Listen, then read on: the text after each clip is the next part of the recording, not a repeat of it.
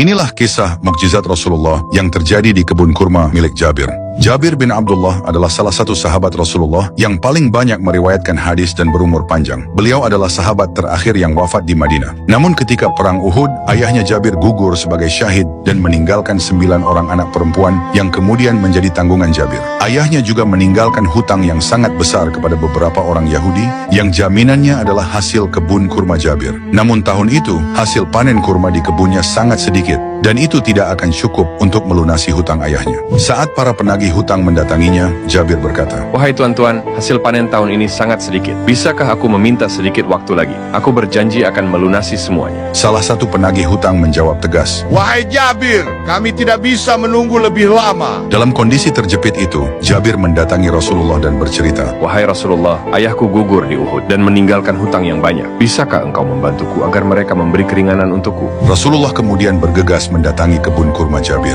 Beliau meminta Jabir memisahkan kurma berdasarkan jenisnya. Kurma ajwa di satu tempat dan jenis lain di tempat lain. Rasulullah kemudian berjalan mengelilingi gundukan kurma tersebut sebanyak 3 kali, lalu beliau duduk di dekat gundukan tersebut dan berdoa. Setelah selesai, Rasulullah berkata kepada Jabir, "Panggillah para penagih hutangmu dan takarlah kurma ini untuk mereka." Jabir mulai menakar kurma tersebut untuk satu persatu penagih hutang. Disinilah mukjizat Rasulullah terjadi. Setiap kali Jabir menakar kurma dari gundukan itu, jumlah kurmanya seolah-olah tidak berkurang sedikit pun. Alhamdulillah, seluruh penagih hutang menerima hak mereka secara penuh dan hutang Jabir lunas total. Setelah semuanya selesai, Jabir melihat kembali gundukan kurmanya dan terkejut ternyata kurmanya masih utuh, seakan-akan tidak ada satu kurma pun yang diambil darinya. Hingga akhirnya sisa kurma itu cukup untuk menghidupi Jabir dan adik-adiknya dalam waktu yang lama.